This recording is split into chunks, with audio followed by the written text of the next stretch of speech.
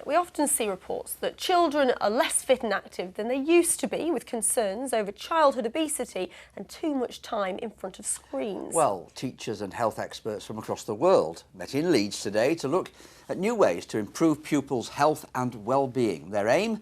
To make physical activity a part of the whole school day. Charlotte Leeming has this. It's physical education, but not as we know it. At Thorner Primary School, there's a real focus on keeping fit and healthy. All the Year 5 pupils wear activity wristbands. They're scanned each morning. Then at the end of the day, the children check how many steps they've done.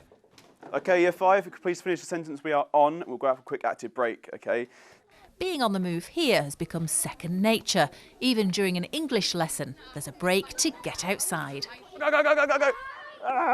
If we're doing a slightly mundane English lesson, for example, like we have today, then we'll come out, have a quick blast, and it will really increase their concentration in that lesson for the next half, and they love it as well. It lets you stretch out, and then when you come in, you'll be nice and relaxed, not stressed from doing so much work. I quite like playing tig sometimes, just a regular tig.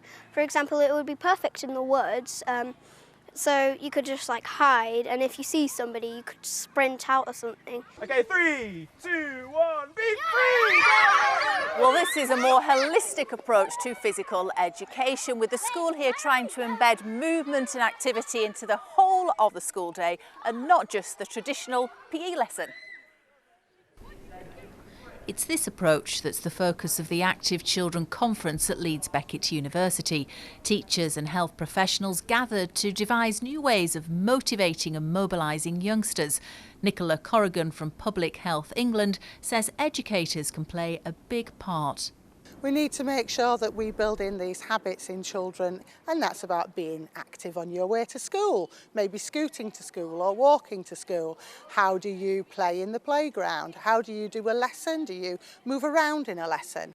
Whether you loved it or loathed it, physical education's always played a big part in our school lives. But its role seems to be changing, with a move to increase activity levels throughout the whole day, both in and out of the classroom. Charlotte Leeming, BBC Look North, Leeds. You're fit, aren't you, Keely? Not as fit as they are.